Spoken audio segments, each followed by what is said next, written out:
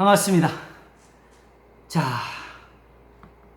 다시 성경 공부를 열 수 있게 돼서 감사를 드립니다. 주님이 또 좋은 지혜로 말씀을 풀 수 있도록 도우시기를 바랍니다.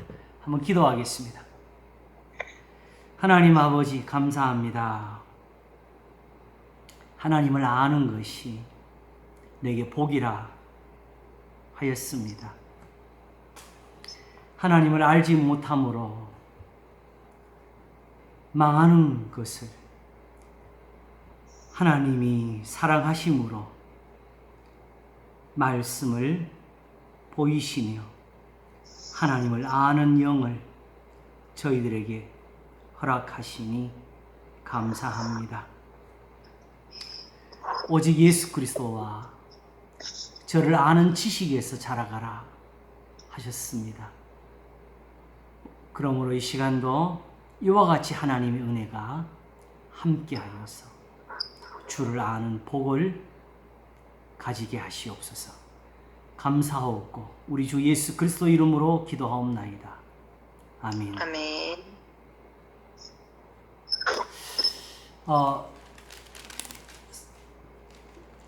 먼저 번에 우리가 어느 부분을 하고 있었냐 하게 되면 로마서 10장을 하다가 오히려 거기서 다시 로마서 8장을 보는 그런 순서를 가졌습니다. 그러면서 어느 순간에 깨달음이 온 것은 8장에서 이 부분을 반드시 설명을 해야 되겠다.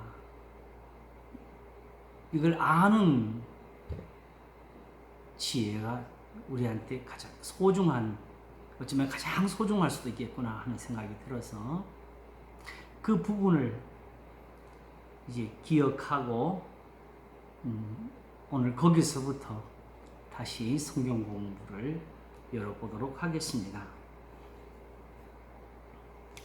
이제 돌이켜 보면요, 로마서 8장은 7장도 사실 거의 그러한데 기록된 바, 이 부분이 마지막에 나올 때 36절에 기록된 바 우리가 종일 주를 위하여 죽임을 당케 되며 도살할 양같이 여김을 받았나이다 함과 같으니라 하기 전까지 보면은 사실상 기록된 바가 없이 말씀이 증거되고 있어요. 그러면서 우리가 한번 살펴본 것처럼 로마서 8장처럼 또 알기 어려운 말이 이렇게 들어있는 성경도 드물다고 했지요. 자세히 보게 되면 단어마다, 어구마다 우리가 들어보지 못한 말들로 꽉 차 있어요. 그러므로 이제 그리스도 예수 안에 있는 자에게는 이 말도 미리 말하면 예수 안에 있는 게 뭐냐부터 풀어야 되는 거잖아요. 그렇죠? 결코 정죄함이 없나니 이 무슨 증거로 그런 말을 하느냐. 그냥 우리는 지금 이 시대의 기독교인으로서 내가 믿는다 하니까 그냥 이 말씀 그대로 아멘 하는 이런 자세로 살지만은 중요한 것은 그렇게 해서는 안 됩니다. 왜? 그렇게 했을 때에 우리가 받아들이는 그 의미가 본래 사도 바울이 말씀하는 그 의미보다는 현재 우리가 이미 가지고 있는 어떤 습관이나 또 우리가 이미 기존에 붙잡고 있던 어떤 해석이나 이런 것으로 그냥 들어가게 되거든요. 그 것들이 과연 그러한지에 대한 증거를 가지지 못한 채 실제로 그렇게 하게 되면 거의 마귀를 닮을 수 있는 그런 현상이 오게 되는데, 예수님이 시험 받으실 때 돌들로 떡덩이가 되게 하라 하니까 예수님은 사람이 떡으로만 사는 것이 아니요 하나님의 입으로 나오는 모든 말씀으로 살 것이니라 했잖아요. 그죠? 그랬더니 그 다음에 마귀는 뭐라 그랬어요? 시편을 갖고 와서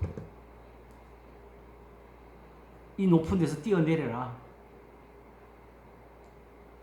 하나님의 사자들이 네 발이 돌에 붙지 않게 할 것이라 그랬다. 그렇게 썼잖아요.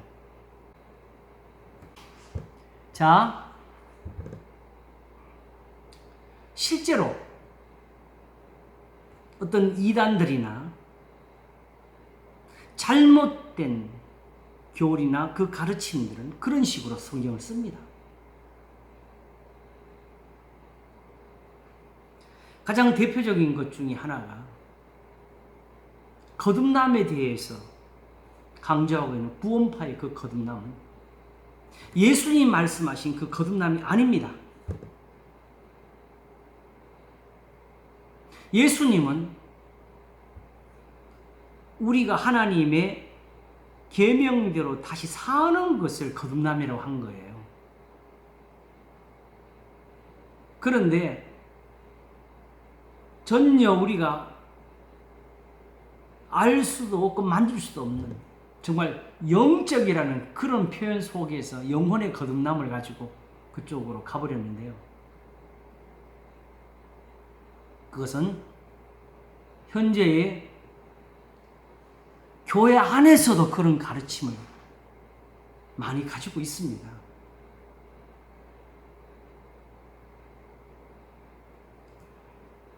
본질적으로 성경에 있는 것은 성경에 있는 그 이상이 없어요. 그러면 내가 적용한 거, 내가 해석한 거, 내가 깨달은 거, 내가 감동을 받은 거 아무런 관련이 없습니다. 다만 기록된 말씀대로 그게 이루어지는 것뿐이고,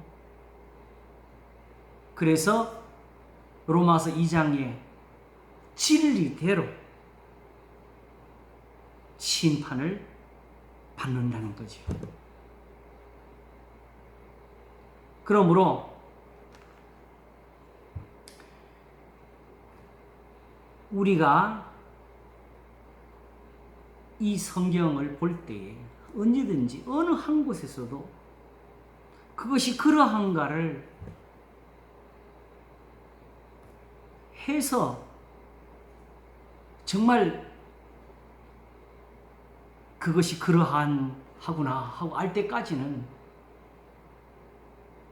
우리가 알 수 없는 말을 하는 거고, 알 수 없는 것을 믿는 거고, 그걸 이번에 정말 제가 확인한 것이 어디냐면 로마서 13장. 제가 설교할 때 그랬잖아요. 12장까지 항상 와서 13장을 못 넘어갔다 그랬잖아요. 거기는 내가 아는 것으로는 아직까지 풀 수가 없는 것이 있어가지고, 그래서 그걸로 제가 설교할 걸 한 2가지는 정해놨는데 어떻게 설교할까? 재미있는 설교 생각하지도 말고, 감동 있는 설교도 생각하지 말고, 어떻게 은혜를 끼칠까도 하지 말고, 그냥 깨달아지고 알 때까지 기다리고 참으라는 거죠. 그것이 없으면 입을 다물어야 돼요.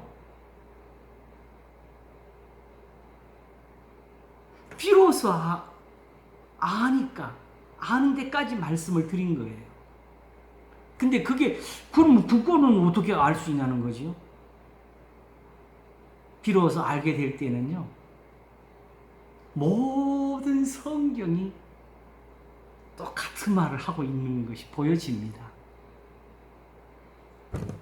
그날 13장 설교한 것이 얼마큼 준비를 갇혔느냐? 이 제가 가지고 있는 노트 20 울트라 넓은 화면에 30페이지가 되는 준비를 했었어요. 거의 성경 구절만 뽑아가지고. 근데 제가 거기서 성경 구절 몇 개를 알려드렸어요.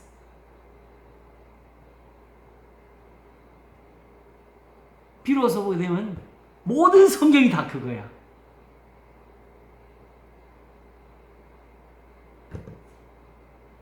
그래서 제가 볼 때는 이 말씀이 그거라고 생각이 들었어요. 예수님을 우리 소위 말하는 변화산 위에서 변화하시는 그 모습을 보고 광채가 나는 구름이 덮이면서 거기서 소리가 들리기를 이는 내 사랑하는 아들이요 내 기뻐하는 자여 너희는 저의 말을 들으라는 소리를 들었어도 우리에게는 이보다 더 확실한 예언이 있다고. 그 예언이 뭐냐? 먼저 알 것은 경의 모든 예언은 사람이 임의로 풀 것이 아니라고. 사사로이 풀면 안 된다고. 성령의 감동하시 입은 사람들이 하나님께 받아 말한 것이라고. 그래서 샛별이 너희 마음에 떠오를 때까지 이것을 주의하는 것이 가하니라. 성경의 어느 한 구절이 펼쳐지니까 다른 성경이 다 덮어져 버리면 그는 틀림없이 잘못한 겁니다. 오히려 이 한 구절을 알게 될 때 다른 성경이 뜻이 다 같이 보이면서 아 이게 다 이거였구나. 적어도 이 정도가 돼야 됩니다. 결국은 그게 뭐예요? 다른 성경이 뭐예요? 하나님이 말씀하시는 거잖아요. 그것이 바로 이사야 8장에서 하나님께 물으라 한 것입니다. 무엇보다도 율법에 맞지 아니하면 사람들이 평강의 길을 알 수 없게 되고 저주의 흐암으로 들어간다고. 그래서 결국은 스스로 하나님을 저주하면서 죽는다고. 근데 그 일이 이방인에게 일어나는 게 아니고 이스라엘에게 일어나는 거예요. 왜? 이방인은 하나님을 저주할 줄도 몰라요. 하나님을 아예 몰랐으니까.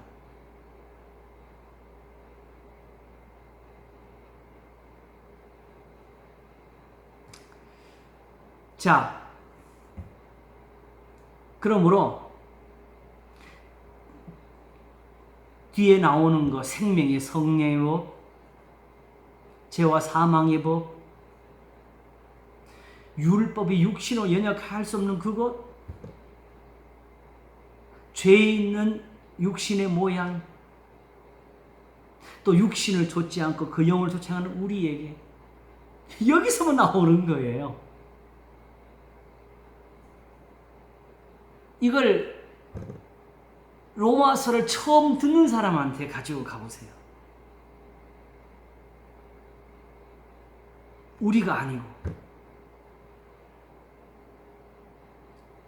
아직 이 복음에 대해서는 들어본 적이 없는 유대인들, 첫째는 유대인에게 어떤 헬라인에게 했을 때에 그 유대인들은 바울이 로마에 도착했을 때 그들의 수준이 나타나는데 어디서든지 이걸 들어본 적이 없다고. 다만 들리는 것은 핍박을 받는다고 들었다고. 그래서 나를 정하고 바울에게 와서 비로소 들어보는 일. 그러나 바울이 그걸 풀 때에는 바로 모세의 글로부터 시작했습니다. 그러므로 모세의 글에 없는 것은 로마서에 쓸 수가 없어요. 분명히 로마서 1장 이렇게 기록했죠. 시작할 때 예수 그리스도의 종 바울은 사도로 부르심을 받아. 제가 이제 헷갈리네. 예수 그리스도의 종 바울은 사도로 부르심을 받아 뭘 위해서? 예수님을 위해서가 아니고 하나님의 복음을 위해서. 그치요? 이런 관계는 지금 현대신학이 적어도 오도록 알고 있는 그런 삼위론적인 해석으로는 못 풉니다. 단순한 경배의 대상으로서 높이는 예수님으로서는 이 말이 이해가 안 됩니다. 예수님이 자기 걸 가지고 우리 사도를 보내시는 게 아니고 예수님이 오히려 하나님의 복음을 위해서 사도들을 보낸 겁니다. 예수님이 살아 계실 때, 땅에 계실 때 늘 하신 말씀 뭐예요? 나는 내 원대로는 아무것도 할 수가 없다 하셨잖아요. 나는 오직 내 아버지의 원대로 하려는 거로 나를 보내신 이 뜻을 이루려고 한다.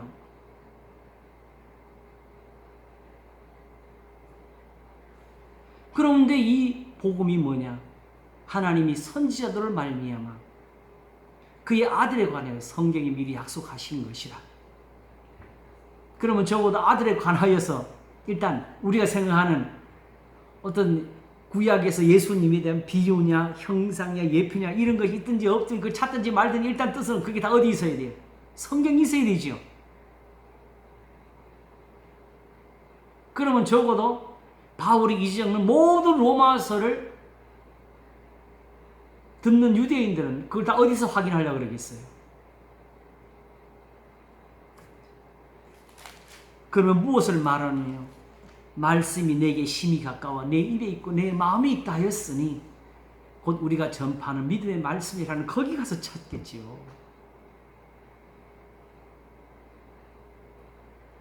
무릇 믿음은 들음에서 나며 들음은 그리스도의 말씀으로 말미암느니라가 아니고 말미암았느니라예요. 완료입니다. 아브라함부터 지금까지 그랬다는 뜻입니다. 여기서 이제 하나 궁금한 남는 것은 이제 그때 그리스도가 계셨느냐 이제 요 논쟁이 이제 또 다가오겠죠. 오늘 시간이 가면 원래 거기까지 하려고 하는데 아마 시간이 안 될 것 같아요. 일단은 요걸 서론을 해가지고 8장을 다시 한번 보는데 이래놓고 보게 되면은 실제로 8장에서 정확하게 짚고 넘어간 부분들이 또 그렇게 많지가 않아요. 여기를 한번 보실까요? 다른 부분은 그래서 대강 어느 부분 설명 조금 한 부분은 일단 넘어가고 오늘은 6절과 7절을 한번 보겠습니다. 5절부터 육신을 좇는 자는 육신의 일을 영을 좇는 자는 영의 일을 생각하나니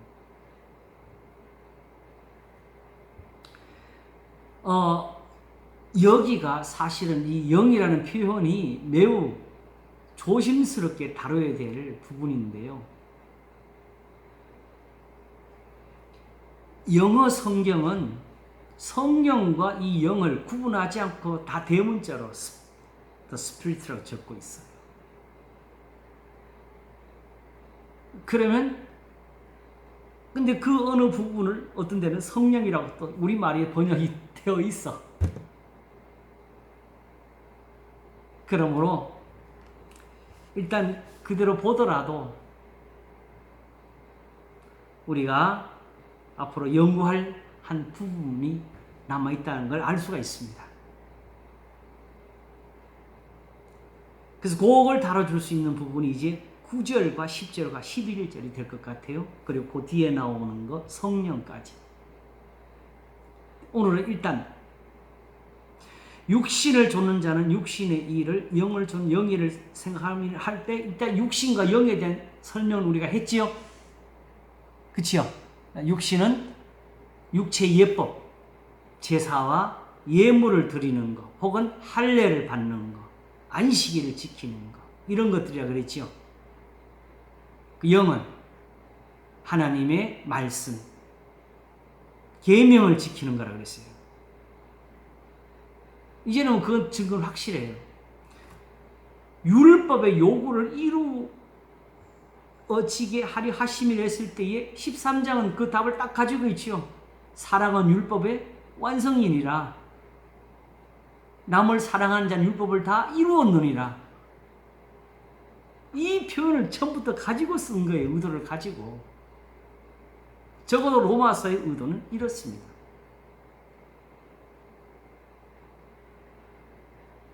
그러므로 이제 6절에서 육신의 생각은 사망이요 영의 생각은 생명과 평안이니라 했을 때 이제 보니까 여기에 대한 우리가 의문을 안 냈던 것 같아요. 육신의 생각은 왜 사망이죠? 어제 우리가 아는 대로 하나님 계명 안 지키니까 그렇지, 그죠?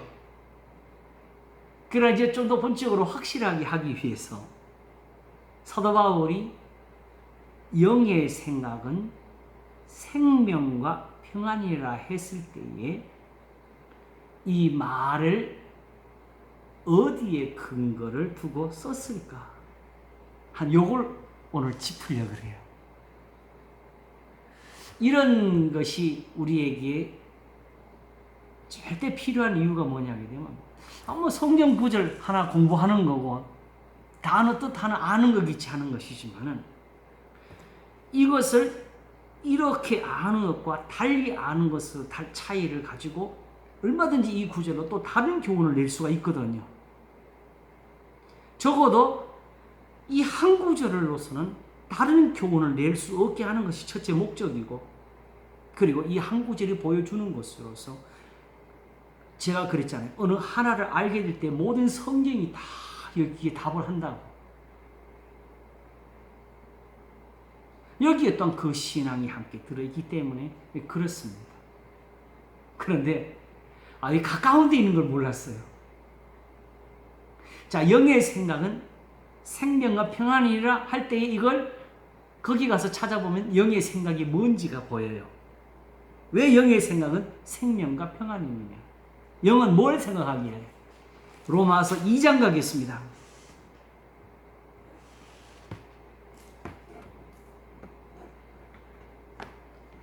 자, 로마서 2장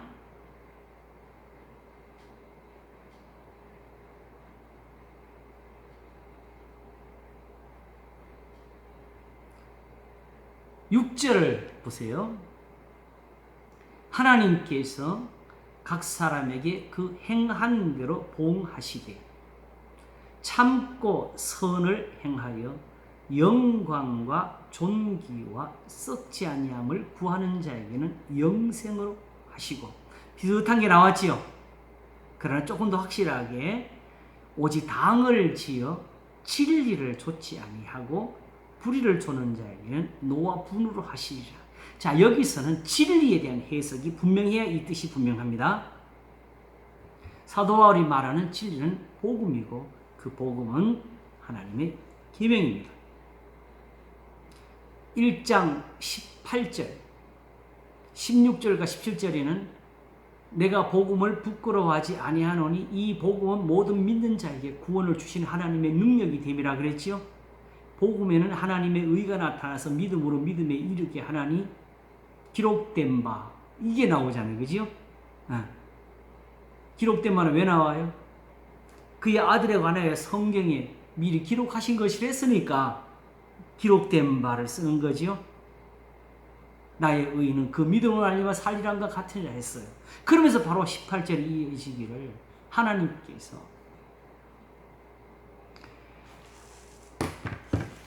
거기서도 하나님의 진노가 불의로 바로 이걸 받아와요. 진리를 막는 사람들의 모든 경건치 않음과 불의에 대하여 하늘로조차 나타나나니. 불의로 뭘 막아요? 진리를 막는 사람들.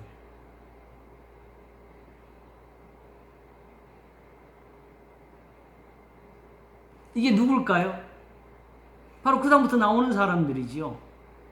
썩어지지 않은 하나님의 영광을 썩어진 사랑과 금수와 버러지 형상의 우상으로 만드는 사람들. 이게 이방인입니까? 유대인입니까? 유대인들이죠.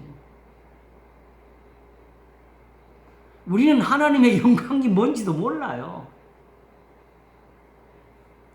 그리고 바로 궁극적으로 28절부터 또한 저희가 마음에 하나님 두기를 싫어하며 하나님께서 저희를 그 상실한 마음대로 버려두사 합당치 못한 일을 하게 하셨으니 곧 모든 불의, 추악, 탐욕, 악의가 가득한 자요, 시기, 살인, 분쟁, 사기, 악독이 가득한 자요, 수군수군하는 자요, 비방하는 자요, 하나님의 미워하시는 자요, 능욕하는 자요, 교만한 자요, 자랑하는 자요, 악을 도모하는 자요, 부모를 거역하는 자요, 우매한 자요, 배약하는 자요, 무정한 자요, 무자비한 자라 해놓고 저희가 이 같은 일을 행하는 자는 사형에 해당하다고 하나님의 정하심을 알고도 이거 아는 사람 유대인들밖에 없어요.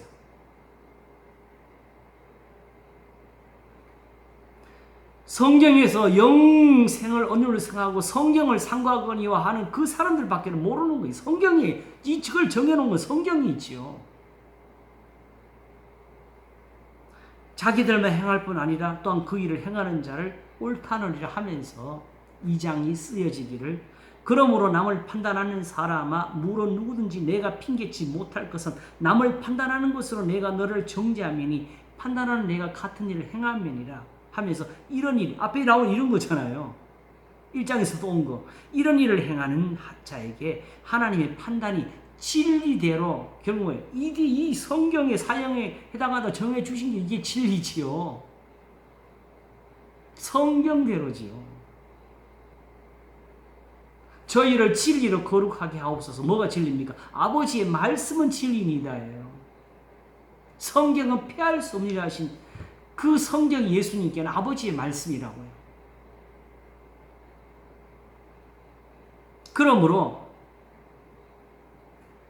이런 일을 행하는 자를 판단하고도 같은 일을 행하는 사람은 내가 하나님의 판단을 피할 줄을 생각하느냐?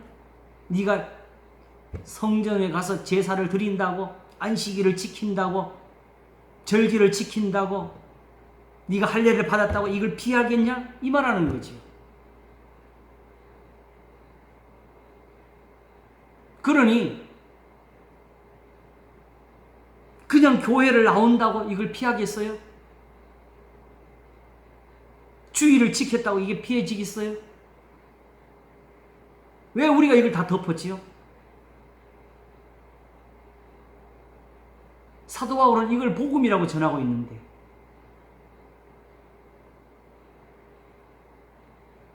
그래서 지금 회개치 못하고 그리스도를 믿지 못하는 사람들에게 그러므로 이제 그리스도 예수 안에 있는 자는 결코 정죄함이 없나니 왜? 그리스도 예수 안에 이런 게 하나도 없어서 그런 거죠.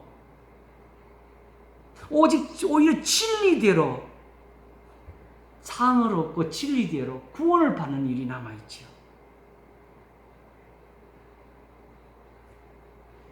다만 하나님이 이런 사람들을 바로 벌주지 않는 그것이 지금 현실에서의 그리스도를 핍박하는 유대인들이었기에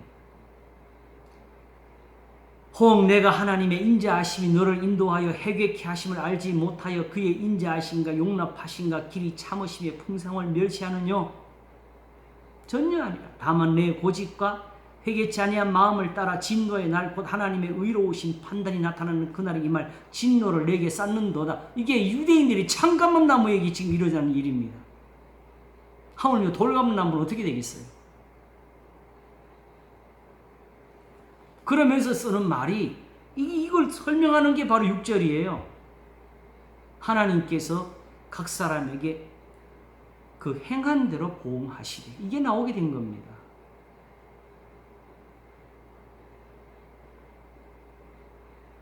참고 선을 행하여 영광과 존귀와 썩지 아니함을 구하는 자에게는 영생으로 하시고 자 중요한 게 또 있네요. 그지요? 그냥 선을 행하는 것이 아니라 오직 영광과 존귀와 썩지 아니함을 구하는 자에게 이거는 또 어디서 배워서 해요?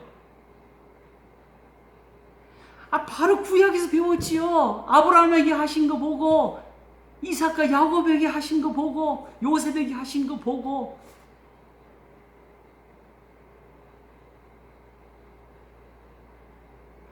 그걸 구하는 게 신앙이에요.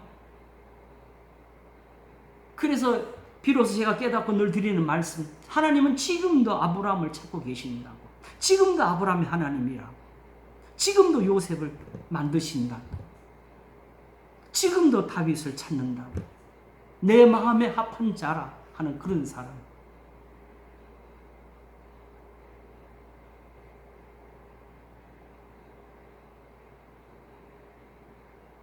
그러니 이런 사람들이 어떻게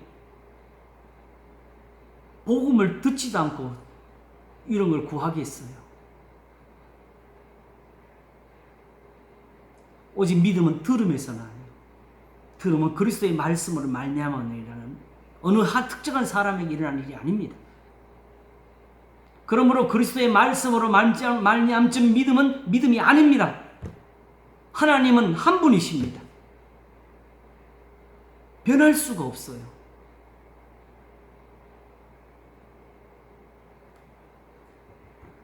참고 선을 행하는, 이때 선은 뭐가 되겠어요? 그럼 바울이 지금 이 쓰는 선은 뭘 말하겠어요?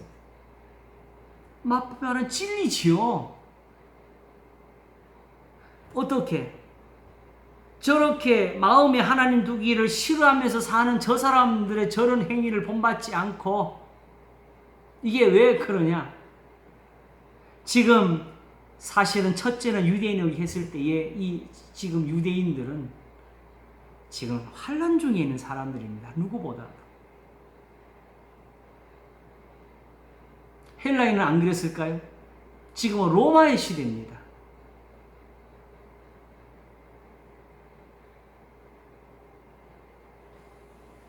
그러므로 헬라인들도 복음을 들었으면 아브라함의 하나님을 원했을 것입니다. 다른 하나님은 필요가 없지요. 저런 구원을 원한다고 하면서 그리스도를 믿었을 것입니다. 그리고 우리도 지금 사실은 그건데, 그게 우리 현실에서 더디 이루어지고 현실에서 우리가 볼 수 없는 것이 되어 있다 보니까 그걸 자꾸 현실에는 없는 복으로 또 바꿔버려요. 아침에 설교할 때 그랬는데, 성경이 우리한테서 멀리 있는 이유, 멀리 보이는 거, 지금 당장에 나한테 뭔가 관련 음식을 보이는 이유는 내가 성경을 멀리해서 그렇다는 거지.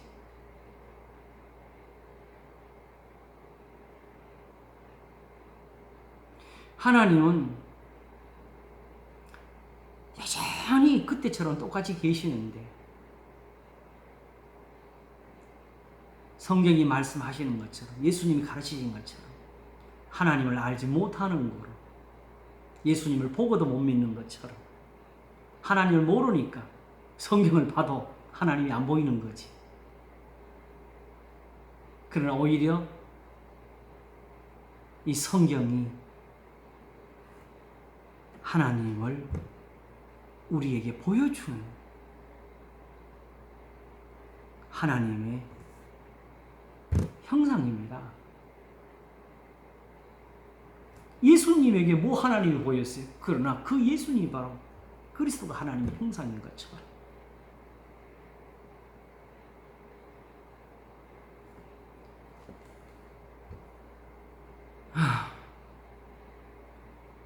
자, 그럼 조금 더 볼까요? 그러므로 선을 행한다는 것은 이제 그리스도인들처럼 모든 육체의 일들을 버리고 오직 영을 좇아서 하나님의 계명을 지키는 사람들. 뭘 위해서? 영광과 존귀와 썩지 아니함을 구하는 사람들. 그들에게는 영생으로 하시고, 여기서도 지금 이 한마디가 잘못 알려져가지고 영생, 그러니까 바로 또 현실을 떠나버리죠. 저 멀리 있는 구원으로. 그런데 그 다음 구절을 다시 한번 보면서 이해를 하면 오직 당을 지어 진리를 좇지 아니하고 불의를 좇는 자에게는 노와 분울하시 누굽니까? 지금 유대인들처럼 하면 안 된다는 거지요. 계명의 말씀을 버리고 오직 예배라는 이 의식과 모양만 가지고 하나님을 기쁘시게 할 수 있다고 믿는 사람들, 그들은 1장 18절처럼 하나님의 진노가 불의로 진리를 막는 사람들의 모든 경건치 않은가 불의에 대해 하늘로부터 나타나는 바리새인들이 나타날 거라고, 사두개인들이 나타날 것이라고, 저 제사장들 레위인들의 무리 율법사들에게, 서기관들에게 나타날 거라고. 그들이 지은 당에 나타날 거라고.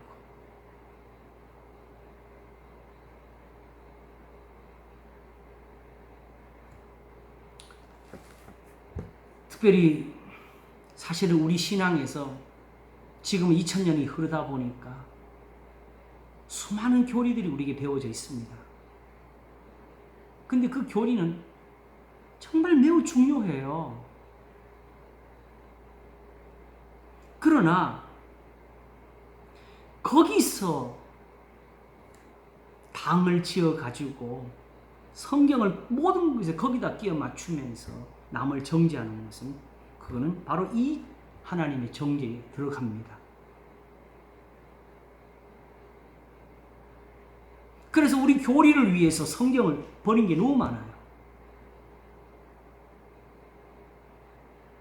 그러면 그 순간 가장 신령했던 제사가 육신의 일이 되어버린 것처럼, 실제로는 무슨 죄를 지었든지 다 사함을 얻으려는 그 속죄의 제물이 오히려 악이 되어버리는 것처럼 우리의 경건한 것들이 다 하나님 앞에 죄악으로 쌓이게 됩니다. 오직 모든 것이 합력하여 선을 이루기 위해서, 여기 말한 대로 참고 선을 행하여 영광과 존귀와 썩지 아니함을 구하는 자에게 하시는 이 여기에 들기를 소망해야 되고, 오직 당을 지어 진리를 좇지 아니하고 불의를 좇는 자에게 노와 분으로 하시리라는 이 말씀에서 두려워져야 되고, 악을 행하는 각 사람에게는 환난과 공고가 있으리니 첫째는 유대인에게 또한 해라. 그래 밝혀주잖아요. 그치요? 앞에는 이 말을 아직 안 썼지요. 6절 7절은 이 말 안 썼지요. 당을 지는데도 아직 유대인 헬라인의 말 안 썼지요. 그러므로 6절 7절을 가지고 보게 되면 지금의 유대인들이 하나님의 이 진노에서 벗어날 수가 없다라는 결론이 오는 거예요. 이걸 하나님 앞에서 가슴을 치며 한탄한 사람이 로마서 7장의 사도 바울이죠. 오라 나는 공고한 사람이로다. 누가 나를 이 사망에서 건져내? 정말 나는 모르겠다. 이대로는 내가 구원을 못 받는다.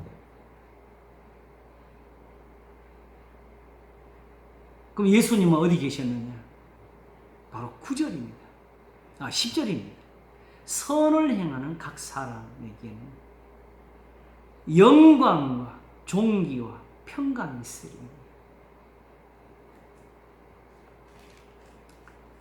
아까 영의 생각이 뭐라 그랬죠? 생명과 평안이라 하셨잖아요. 그치요?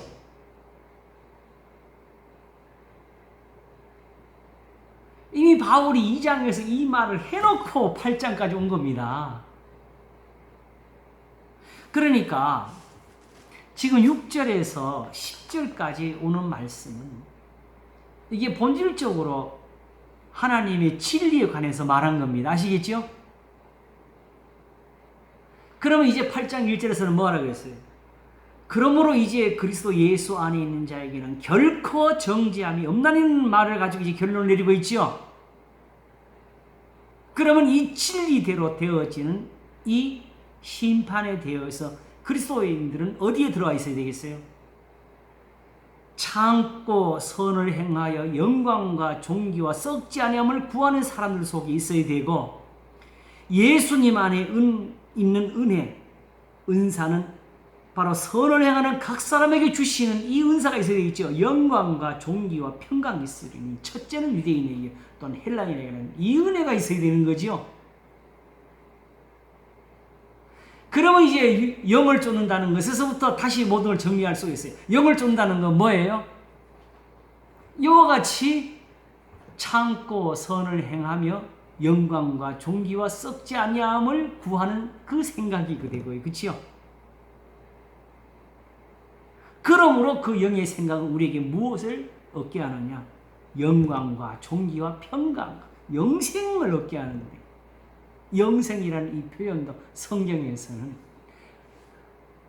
바로 하나님께서 하나님의 말씀으로 베푸시는 모든 구원에 대해서 말한 거. 왜 영생이냐? 그게 아브라함한테 한 번만 이루어지는 게 아니고 온 대대 후손들에게 동일한 역사를 했다는 거지요. 그러므로 지금도 그게 폐해진 것이 아니었다는 거지요. 다만 너희가 악한 데 빠져서 하나님과 멀어진 것뿐이라고.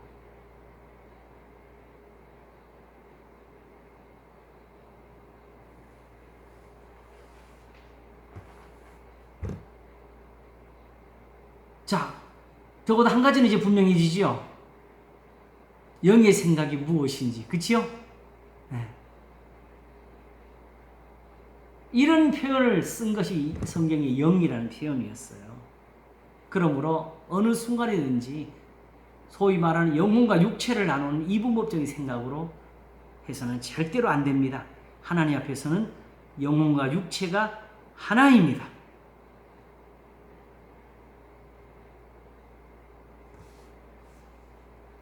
한번 생각해 보세요. 그냥 우리가 일반적으로 생각했던 이분법적에 빠진 사람들 보게 되면 살 동안에 죄는 육체가 지어 영혼이 지어요. 육체가 짓잖아요. 그치요? 근데 성경에 보게 되면 벌은 또 어디 누가 받아요? 이거 뭐라 그랬어요? 9절. 악을 행하는 각 사람의 영에게, 그치요? 환난과 공고가 있으리니. 죄는 육신이 짓고 벌은 영혼이 받는. 그럼 그 사람들이 말하는데 맞아요, 안 맞아요? 안 맞잖아요. 생각 자체가 잘못된 거였어요. 그래서 제가 어떤 목사님들한테 그랬어요. 우리는 지금 성경에는 한 단어도 모른다 그랬어요. 그랬더니 그 사람들 펄펄 뛸라 그러더라고. 목사님 너무 독단적이 아니냐. 나도 지금 모르잖아요. 내가 몰랐던 거지요. 이렇게 알게 되기 전까지는 저도 모르는 말이었잖아요. 이게 국어사전이 가르쳐줘요? 영어가 가르쳐줘요? 지금 랍비한테가 물으면 이렇게 가르쳐줘요? 히브리어로 써놓으면 이게 알아져요? 몰라요.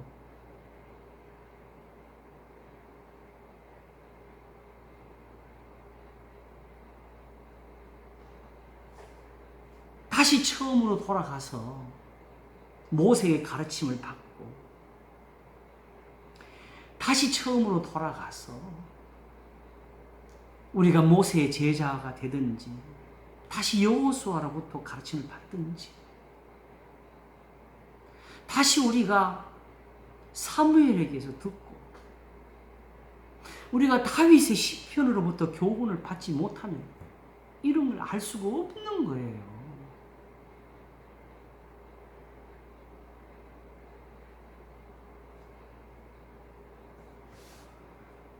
이런 것을 가르쳐서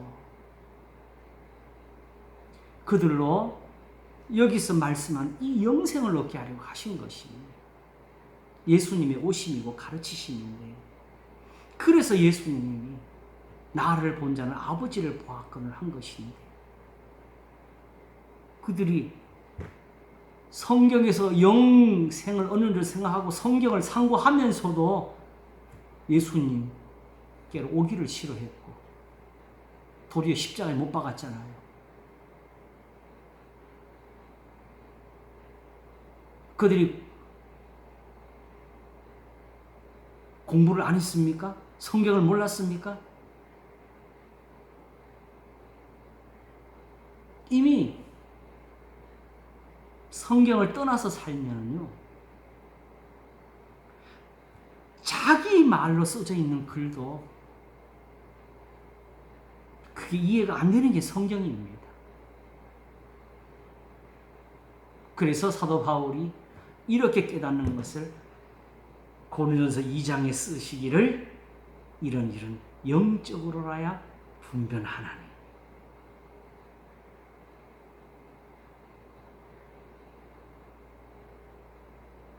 이렇게 영을 이해하지 못하는 사람은 고린도전서 몰라요.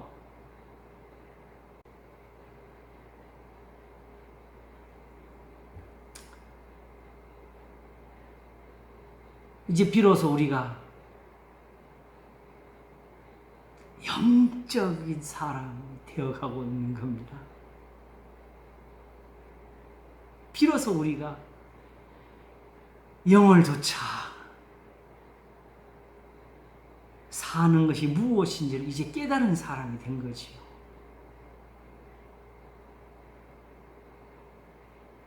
이제 그 은혜를 맛보기 위해서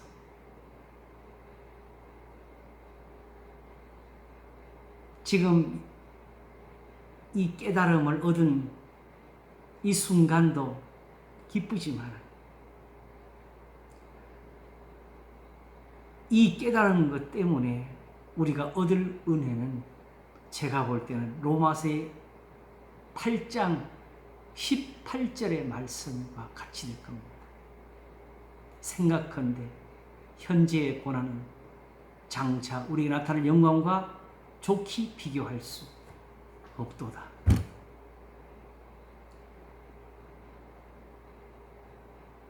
그 말은 왜 고난을 적었느냐? 17절에 자녀이면 후사 곧 하나님의 후사요 그리스도와 함께한 후사니 우리가 그와 함께 영광을 받기 위하여 고난도 함께 받아야 될지니라 했기 때문입니다. 왜 고난을 받아야 됩니까?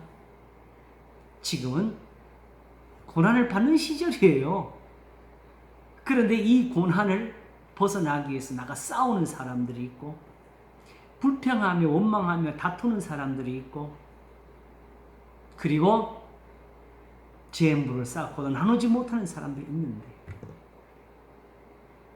오히려 주님께서 이 모든 것을 위해서 참으신 것처럼 우리도 이 진리를 위해서 육신대로 살면 반드시 죽을 것이기 때문에 영으로 몸의 행실을 죽이는 여기에 잠시 고난이 있을 것이기 때문에 그렇게 말한 겁니다.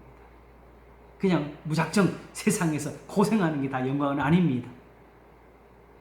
주와 함께 참으면 또한 함께 왕노릇할 것입니다. 자, 이제 한 정리는 됐네요. 그죠? 이거는 이제 확실해졌죠? 영의 생각이라는 거, 그죠? 그러므로 당연히 그 다음에 거꾸로 육신의 생각, 육신의 일이라는 말은 당연히 이제 풀어지는 거지요. 불의로 진리를 막는 사람들의 모든 경건치 않음, 바로 유대인들이 하나님 앞에 행한 악, 할례를 받았지만은 율법을 범함으로 그 할례가 무할례가 되는 것, 제사가 악이 되고 기도가 막혀서 거짓이 되는 것. 예수님은 말을 많이 하지 말라고 가르치시는데 우리는 기도가 막히니까 더하라고, 더하라고. 기도밖에 없다는 말이 예수님이 가르친 거 달라요. 예수님 오히려 이 기도가 되도록 믿음을 더하라고 한 소리인데 우리는 기도를 많이 하라는 걸로 풀어요.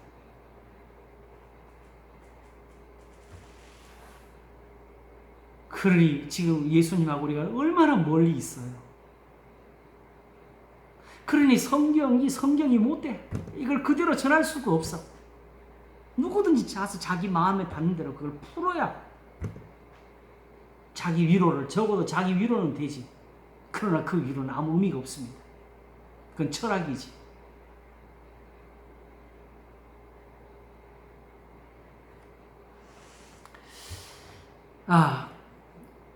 조금만 더 할까요? 오늘 좀 늦게 시작했으니까 조금만 더 할게요.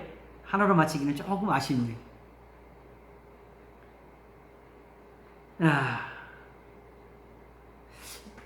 앞에 원래 오늘 9절, 10절, 11절을 풀어야 되는데 요거는 다음에 하도록 하겠습니다. 여기 좀 놀랄 노짝 하나 더 있어요. 보게 되면은 짓기만 할게요. 9절을 보게 되면 요걸 짚고 가야 되겠네. 육신의 생각은 하나님과 원수가 되나니 왜 사망이냐? 바로 영을 쫓는 데서 나왔잖아요. 그죠? 이걸 쫓지 않으니까 하나님이 사형해다고 정하시고 알고도 그거는 오히려 행하면서 사니까 그런 거지요. 그러니까 하나님이 그렇게 하면서 자기들은 하나님 앞에서 의인이라 생각하고 제사와 율법에는 빠져 있으니까 하나님의 법에 굴복지 않을 뿐 아니라 할 수도 없다는 거지요. 그러므로 일단 육신에서는 다 빠져나와야 돼요. 붙잡지도 말고 만지지도 말라 하는 사도 바울의 교훈을 새겨야 돼요. 흉내도 내면 안 됩니다.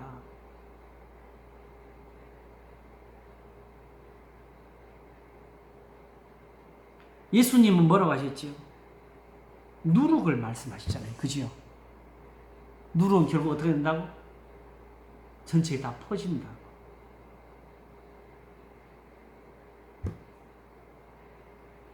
그러므로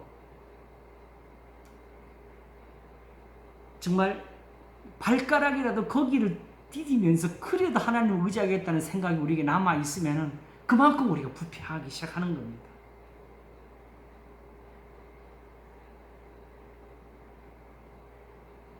기왕이면은 완전한 데 가는 게 좋습니다. 모든 성경은 하나님의 감동으로 된 것으로 교훈과 책망과 바르게 함과 의로 교육하게 유익하니 하면서 뭐랬죠? 이는 하나님의 사람으로 온전케 하며, 그치요? 모든 선한 일을 행하기, 아이고 참고 선을 행하여 영광과 존귀와 썩전을 구하는 자에게 영생을 하신다는데 이 모든 선을 행하게 하시는 말씀이 있잖아요. 성경은 꾸짖는 것이 아니에요. 세상을 책망하시는 게 아니고 도우시는 거예요. 하나님이 자기를 보이시면서 내 백성이 나를 알지 못함으로 망한다고, 살려야 되겠다고 자기를 보여주시는 겁니다. 여기 있는 이 말씀 자체가 이게 하나님의 형상이에요. 이대로 계신다고요. 하나님을 따로 보고 그 하나님 앞에 절한다고 구원 받느냐? No!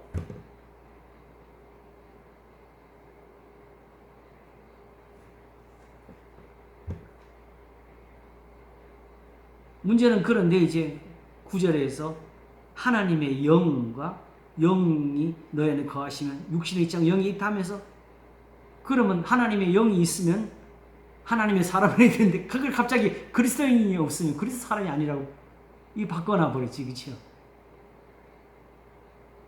그러면서 10절은 그 그리스도 영이라는 말을 바로 그냥 그리스도로 바로 받아버렸어요. 그리스도와 그리스도의 영. 이제부터 요것도 결국 차이를 가졌으니까 요 표현을 썼겠죠? 그러면서 결국 11절은 다시 하나님의 영으로 돌아와서 그리스도 예수를 죽은 자 가운데 살리신 이의 영이라고 하나님의 영을 굳이 이렇게 또 풀어서 받았어요.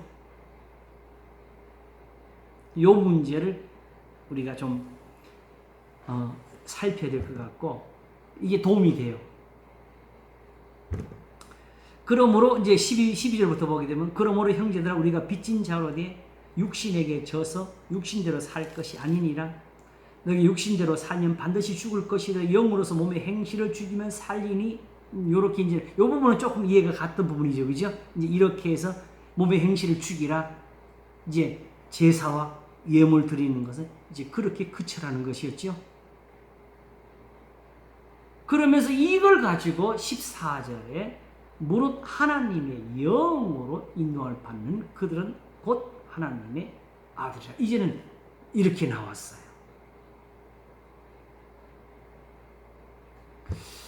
그런데 이렇게 영으로 인도받는 사람들이 하나님의 아들이라는 이게 무슨 증거가 있나요? 우리가 이걸 안 짚고 갔잖아요. 이 증거가 있어야 되겠죠? 그리고 15절에 너희는 다시 무수하는 종의 영을 받지 아니하고 양자의 영을 받았으므로 아바 아버지라 부르짖느니라.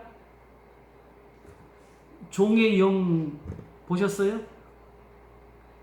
양자의 영을 어디서 확인했어요?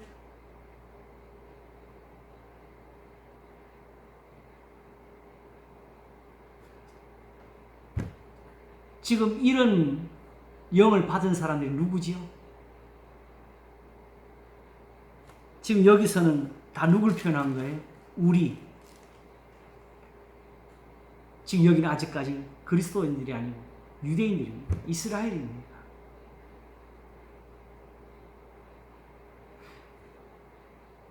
구약의 이스라엘, 아브라함으로부터 시작한 모든 그 후손들과 지금 로마서를 받고 있는 유대인들까지가 다 양자의 영을 받은 사람들입니다. 근데 이게 무슨 관계인지 이게 봐야 되겠죠? 재미있는 게 많습니다. 그러면서 갑자기 16절에 성령이 친히 우리 영으로 더불어. 이건 또 뭡니까? 자, 영이 엄청나게 써요. 그치요? 자, 다음 한 가지 오늘 짚고 넘어갈 게 있는데 가장 쉬워서 빨리 풀고 넘어가요. 요거보다 앞으로 남은 것들이에요. 이 8장에 할 게 너무 많네요. 기록된 만큼 쓰다 보면 쓰여진 성경이니까 사실은 그만큼 사도는 다른 증거를 충분히 갖고 있어서 쓴 겁니다. 우리 여기 어디를 한번 하게 되면요. 18절부터 한번 읽어보겠습니다. 로마서 8장 18절 생각건대 현재의 고난은 장차 나타날 영광과 좋게 비교할 수 없도다. 피조물에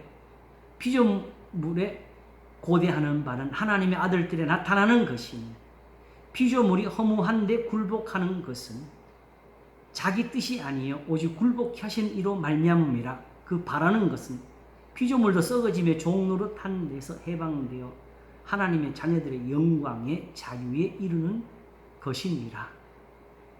이것은 대충 이제 그 이사야로 통해서 많이 나타나는데 사실은 하나님의 자녀들이 그 지나가는 길에는 풀도 힘을 낸다 그러잖아요.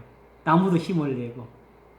사실은 우리가 단순히 식물이다 해서 그 비명을 못 들어서 그렇지. 요새 제가 좀 뭘 해보겠다고 하면서 화분을 몇 개 좀 심다 보니까 저처럼 심다가는 걔들 다 그냥 말라 죽더라고요.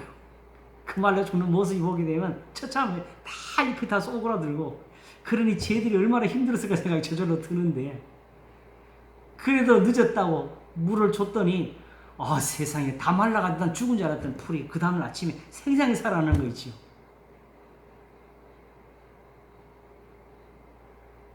사실은 기근으로 고통받는 건 사람인데 세상이 다 함께 고통합니다. 이 편을 쓴 것 같아요. 그 문제는 21절입니다. 피조물이 다 이제까지 함께 탄식하며 함께 고통하는 것을 우리가 안 하니 하면서 22절이죠. 23절에 뭐라서 이뿐 아니라 또한 우리 곧 성령의 처음 익은 열매를 받은 우리까지도 속으로 탄식하여 양자 될 것 곧 우리 몸의 구속을 기다리느니라 그랬습니다.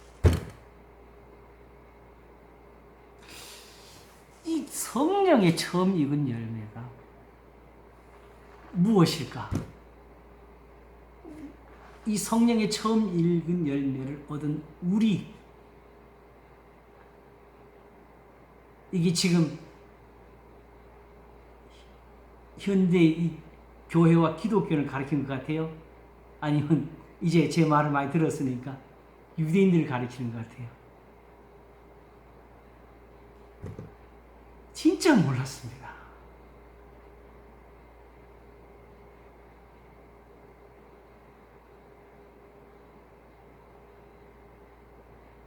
구약의 이스라엘입니다. 야고보서 1장을 한번 볼까요?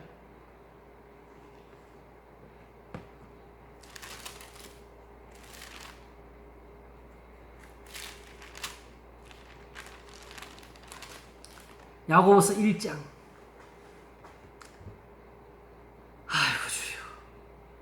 16절부터 한번 보겠습니다.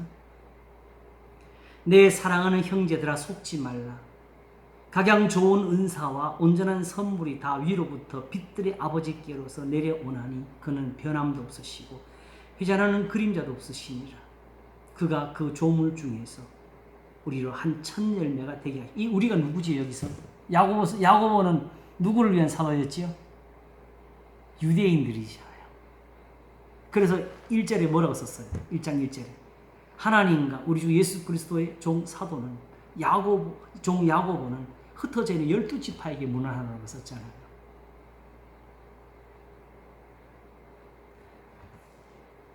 그가 그 조물 중에서 우리로, 이스라엘은요 그 자체로 성도예요. 그래서 바울도 로마에 있어 하나님의 사랑하심을 입고 성도로 부르심을 입은 모든 자에게라고 쓴 겁니다. 너희도 그들 중에 있어, 이방인 중에 있으면서라고 쓰면서. 그가 그 조물 중에서 우리를 한 천 열매가 되게 하시려고 자기의 뜻을 좇아 진리의 말씀으로 우리를 낳으셨느니라. 이거 완료지요.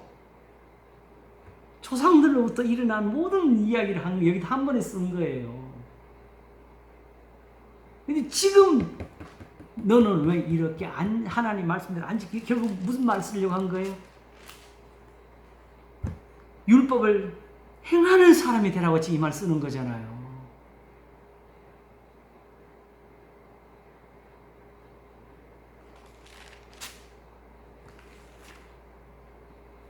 그러면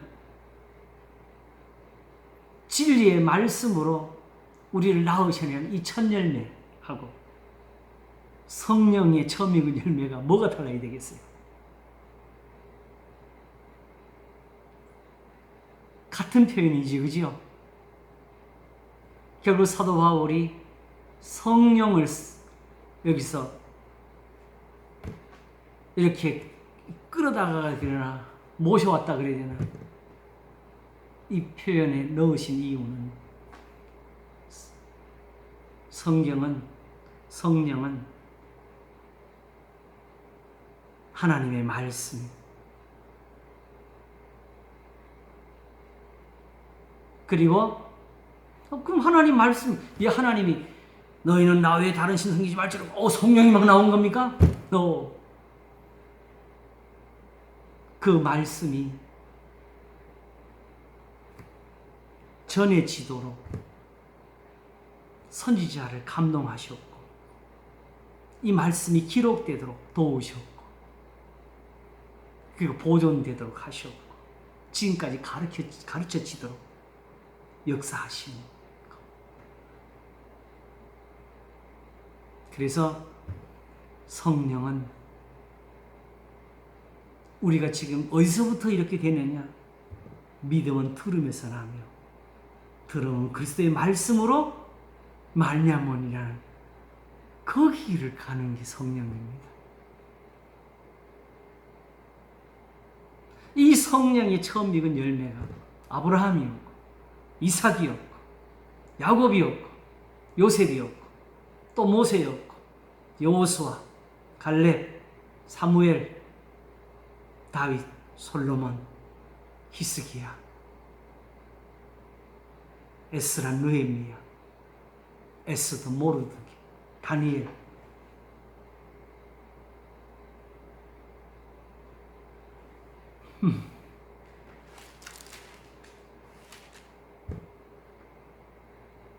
그리고 이 성령이 이제 우리 연약함을 돕고 계십니다. 자, 쫙 전체가 좀 푸르지 않으세요?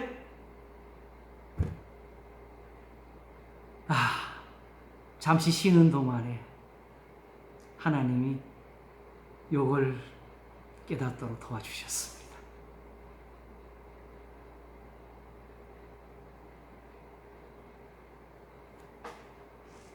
목사님, 예,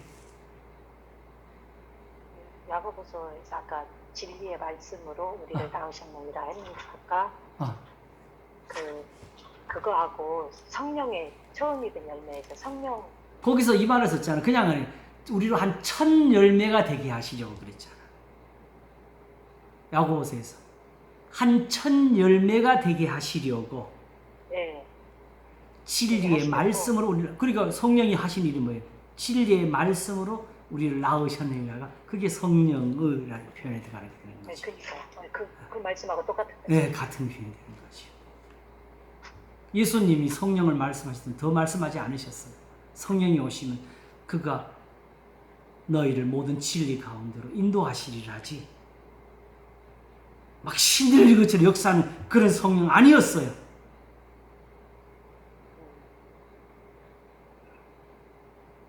여전히 성령이 오셔도 베드로는 유대인들이 눈이 무서워서 이방인들과 식사하다가 일어났고, 그러므로 사도 바울도 자기를 쳐서 복종시키지 않았으면 이렇게 하나님의 말씀을 전할 수가 없었습니다. 두렵고 떨림이 없는 곳에는 하나님의 말씀이 없습니다.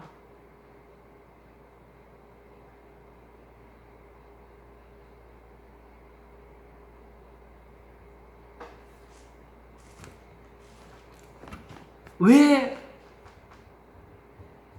똑같이 예를 들어 진리를 알았다고 합시다. 그렇더라도 그걸 왜 전하고 있느냐가 이유가 분명히 해야 돼요.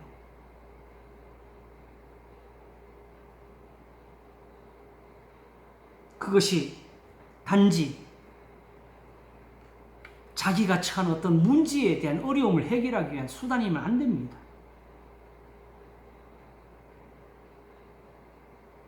오직 이렇게 함으로써 디모데에게 말씀한 것처럼 너와 내 자신을 구원하리라 합니다. 너와 너를 듣는 사람들 구원하리라.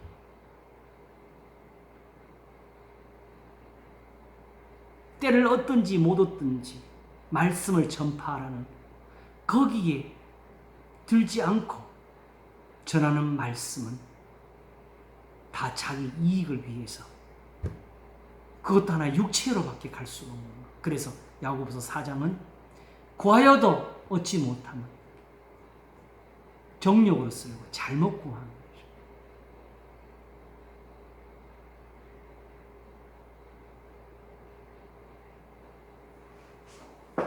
그래서 다만 미쳐도 주를 위한 것이고 정신이 온전하여도 너희를 위한 것이라는, 이게 그냥 의도적이 아니고 이렇게 빠져있지 못하면 사도 바울이 하는 것처럼 순전하게 혼잡함이 없이 전하는 그런 전파는 사실은 되게 어렵습니다.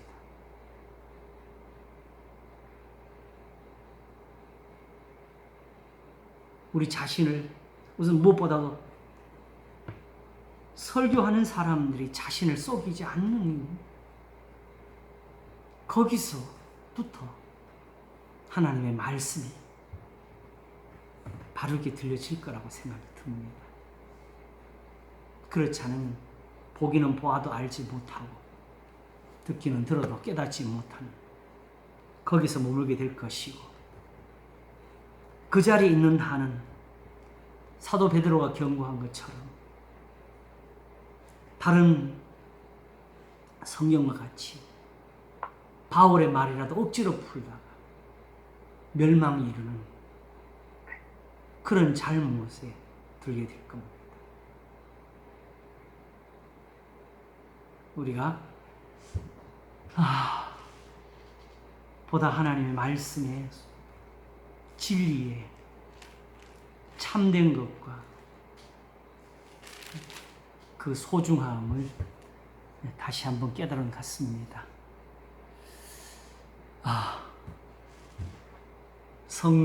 영의 생각은 생명과 평안이라.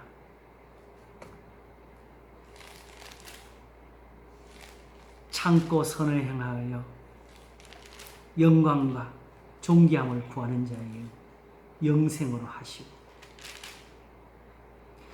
선을 행하는 각 사람의 영에게는 영광과 존귀와 평강이 있으리니, 첫째는 유대인에게 또는 헬라인에게 한 그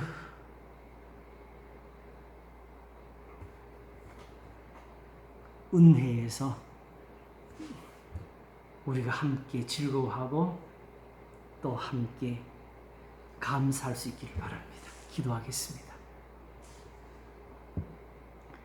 하나님 아버지, 감사합니다. 주님이 친히 말씀하셨습니다. 사람을 선생이라 하지 말라고. 너희의 선생은 하나님이 그리스도라고. 우리 주 예수 그리스도께서 친히 오셔서 이렇게 하나님을 보여주셨고, 지금도 하나님의 성령으로 우리를 돕고 계시나이다. 하나님의 말씀은 사람이 입으로 낸 것이 아니야, 임으로 낸 것이 아니에요. 오직 하나님의 감동하심을 입은 사람들이 하나님께로부터 말한 것이니라는 것이 정말 우리 눈에 들어옵니다. 삼가 입을 닫고 샛별이 너희 마음에 떠오르기까지 너희가 이것을 주의하는 것이 가하니라 하는 그 말씀대로 우리에게 주어지는 은혜가 참되게 하시옵소서. 오직 하나님을 두려워하면서 말씀을 들을 줄 아는 저희들이 되도록 복을 주시옵소서. 감사하옵고 우리에게 생명을 주시는 구주 예수 그리스도 이름으로 기도하옵나이다. 아멘. 감사합니다. 수고들 하셨습니다. 감사합니다. 아유, 저 사실 감사합니다. 새로 시작할 때 뭘 하나 했는데 하나님이 아주 그냥 큰 것을 열어주신 것 같으네요. 감사합니다. 다들 평안하세요. 네. 고맙습니다. 끌게요. 한번